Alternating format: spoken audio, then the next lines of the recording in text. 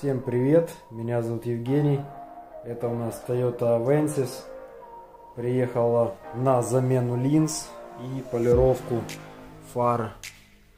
В бронепленку буду их затягивать. Стоит штатный ксенон, D4S лампы, поменяю только линзы и поставлю новые лампы.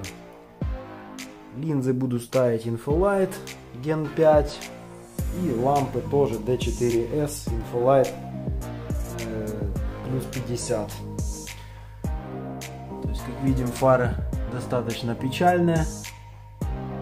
Через переходные рамки буду ставить новые линзы. Ну, как бы рамки есть, но там все равно придется дорабатывать посадочное место, чтобы линза не упиралась в штатную маску. Toyota. Что-то свет вообще тут, конечно, не впечатляет ни разу. Вроде типа разжегся, типа работает. Так, короче, беру люксметр. 300 люкса у нас дает левая фара. Смотрим сейчас на правую фару. Так, чуть-чуть неудобно все это, как обычно, делать. Такс. Да, то я погорячился с 1000 люксов. 500 люксов максимум. Вот 500 люксов. В общем, свет очень слабый. Расстояние 3 метра до стены, чуть больше. Вот у меня тут есть линия на полу. Ну, ее почти уже не видно, но это 3 метра. То есть фары где-то 3,5 метра до стены. Короче, стекло очень много забирает свет. Это мерцает у меня прожектор. Короче, приступаю к разборке и будем улучшать вот это вот. Поехали.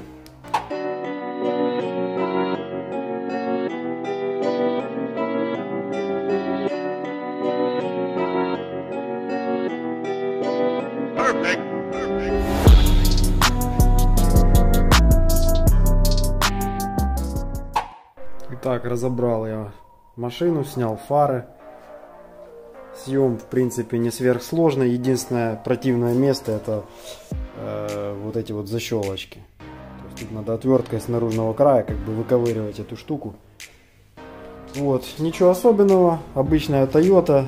Разбираем фары и посмотрим, что там дальше.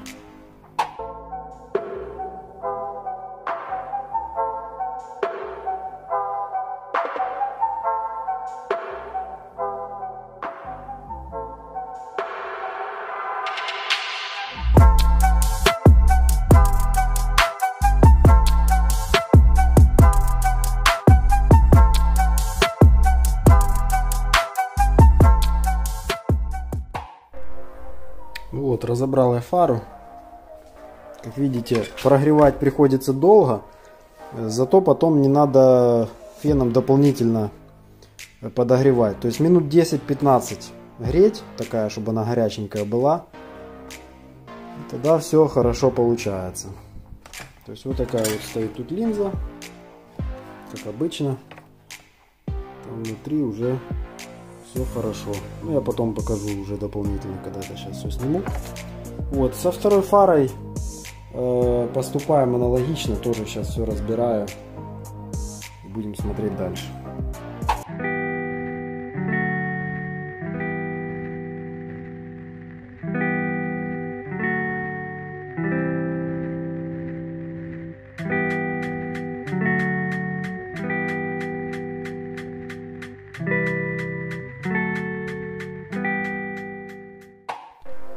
Так, снял я отражатели.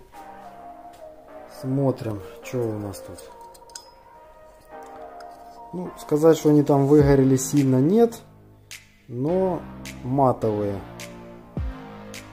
Это уже не тот цвет. Ну и плюс ко всему линзы имеют, сейчас покажу, вот так вот как-нибудь на лампочку наведем. То есть имеет уже, видите, налет. То есть налет — это признак того, что уже отражатель подсел. Это всегда так бывает. Если вы включенная фара у вас, вы смотрите ее и линза в молоке, ну, значит отражатели имеют примерно такой или хуже вид. Видите, уже там шершавая чуть-чуть. Реставрация данных отражателей не имеет смысла. Оно будет ходить совсем недолго, потому что они керамические. Ну вот материал тут ППС, какой-то пластика, керамика, что-то типа того, я точно не знаю. Вот, ну они вот как колокольчики звенят. То есть, ну, такое что-то. В общем, это печаль всех, практически всех машин Toyota, у которых слабый свет. Вот, дальше берем переходные рамки. Вот такие вот. И подгоняем Hello 3R. Сейчас покажу, в принципе, как и что я буду делать. Линза Infolight Gen 5 Hello 3R. Стандартная. Свет на самом деле от них достаточно широкий. В принципе, единственный минус, они более...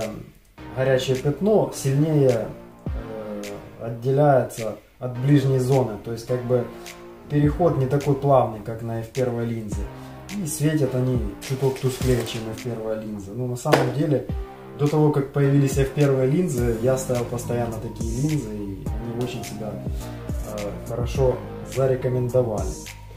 Так, это я чуть-чуть в сторону сейчас уберу. То есть проблема многих установок с рамками. То есть казалось бы, все просто, достаточно. То есть взял рамку, взял линзу, прикрутил и поехал. Но не тут-то было. Вот эта вот маска, допустим, ну, внутри которая, она может упереться вот сюда, вот в эту линзу. То есть, если мы линзу поставим ближе к стеклу. То есть, вот у нас рамка, вот так вот, допустим. Я сейчас точно гляну как. Ну да, вот так вот. То есть, мы линзу должны поставить за рамкой. То есть, если мы ее будем ставить вот так, то есть, ну, сверху прикрутили рамку, потом прикрутили линзу, то линза смещается как бы вперед. Ну, по-разному, там расстояние какие-то там 2, 3, 5 миллиметров, сантиметр. То есть, и вот та маска, которую в стекле я показал, она может вот упереться вот сюда. Поэтому надо всегда вот так вот делать, ну, стараться. Она чуть глубже садится, но вылезает другой косяк.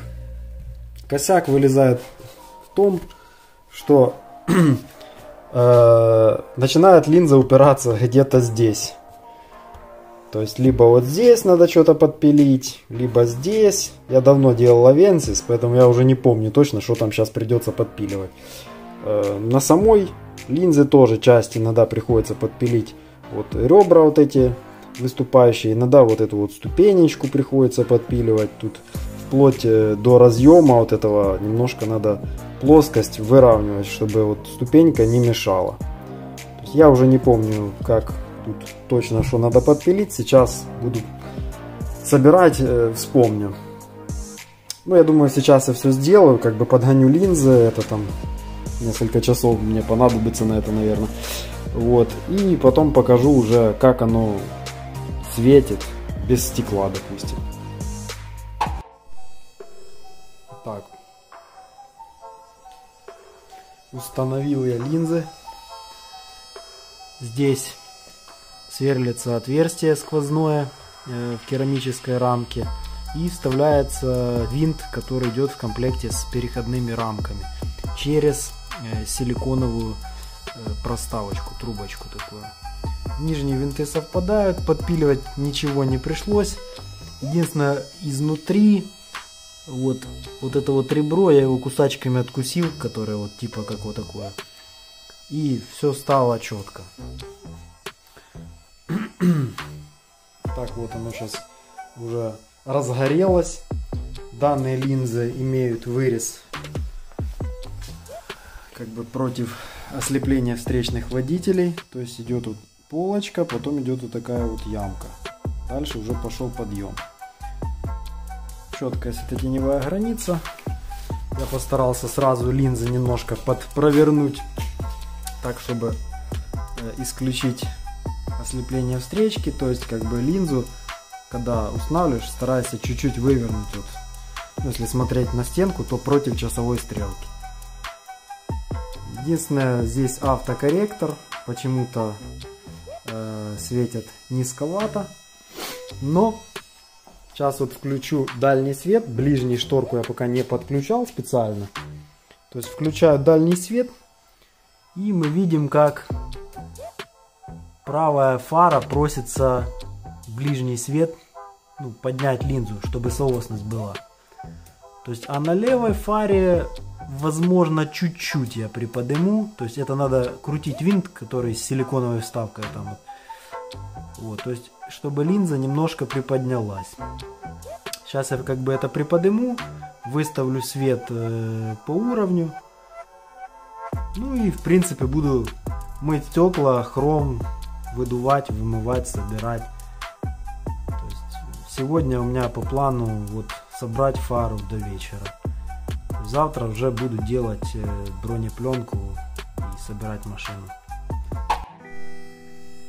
Итак, я выставил свет немножко. Сейчас включаю дальний. Вот видите, теперь примерно посередине горячее пятно от дальнего света. Оно как бы лежит на горизонте ближнего. Так, ну и для контроля сейчас замеряю, сколько дает новые линзы, новые лампы люксметром. То есть, а потом, когда соберу фару, посмотрим уже после полировки, сколько сожрала, сколько осталось света там. Короче, как обычно, беру люксметр.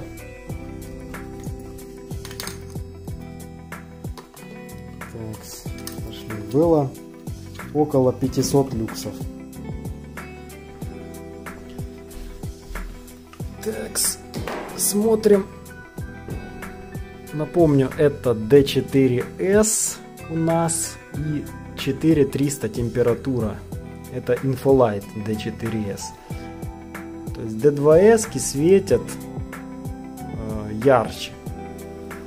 То есть, как видим, 7500, то есть не супер ярко, но для D4S это очень неплохой результат. Проследил какую тенденцию. Лампы. Эту тоже на всякий случай замеряем. То есть вот около 7000 тоже дает. Выключил я свет. Смотрите, прикол. Вот Infolight, обычная лампа, хорошая, нормальная, не оригинальная. Если берем D4S, то лучше, вот то, что я протестировал, берем две лампы D4S, вот эти вот инфолайтовские, то почему-то 4300 светят примерно на 1000 люксов больше. А вот если взять D2S, то та же тенденция, только наоборот. То есть пятерки лучше ставить вместо 4300. То есть с чем это связано, я не знаю, но вот такой результат. То есть D2S лучше ставить пятерки, вот если инфолайтовская лампа, допустим. А D4S лучше ставить 4300. То есть будет, ну так, значительно ярче как бы. То есть разница будет ощутима. Так, ну что, тогда я все сейчас снимаю, вымываю, выдуваю, подключаю шторку. Завтра буду уже делать, наверное, пленочку, если сегодня не успею.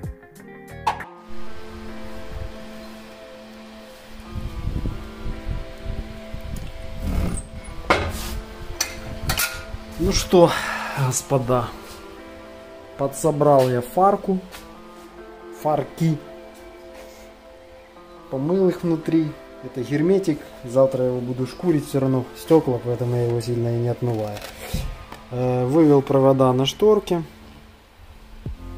то есть тоже загерметизировал. Ну, в общем-то, все уже собрал, то есть осталось сделать пленочку. Хотел показать еще вот лампочки старые. Такс. Как обычно у нас проблемы с фокусировкой. Носом ткнул в телефон, и вот он сфокусировался. Ура! Короче, видите, белое пятно, бульба, это вот оригинал Philips D4S. То есть вот так вот выглядят, в принципе, любые ксеноновые лампы. Как видим, парочка квадратиков там, вот на стекле колба и слева. Это признак оригинальности лампочек, то есть я стрелку укажу. Это раз, это два, та же самая история, в общем. Оригинальные лампы свое отжили. Слушайте, носом прикольно, нажимаешь на экран и так фокусирует прикольно. Короче, завтра делаю пленку. Ну, и покажу финальный результат, сколько мы получим люксов на выходе. Ну вот, в принципе, собрал автомобиль. Сейчас осталось прикручивать бампер. Получилось, в принципе, неплохо. Единственное, пришлось очень сильно натягивать пленку. Из-за этого небольшие клеевые вот здесь растяжки получились. Но фары очень выпуклые. Здесь вот как будто ямка. Дальше пошел бугор. Ну, то есть фары совсем ни разу не простые в поклейке. Эту я раньше поклеил. Вот здесь сверху тоже небольшие там есть косячки. Как бы без них очень сложно на этих фарах. То есть они очень непростые в поклейке.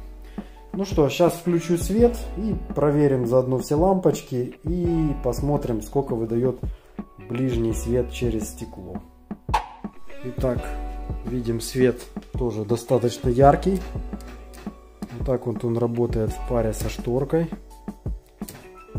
Все на одном уровне, все как полагается. Так, беру люксметр. Сейчас мы узнаем, сколько забирает стекло после полировки. Ну, эта фара, она еще не совсем пленка высохла. Так, было что-то около 7, по-моему.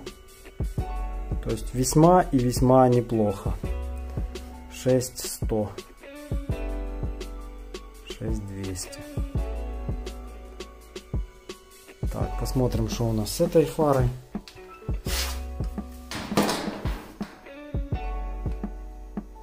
Ну, насколько я помню, это тоже, по-моему, чуть-чуть слабее светило.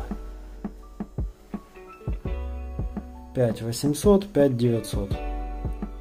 Ну вот, в принципе, получилось через стекло очень даже неплохо. Вот такой вот цвет. Вот такая вот машина получилась. На этом все. Если вам понравилось видео, ставьте палец вверх. Подписывайтесь на мой канал. До новых встреч. Всем пока.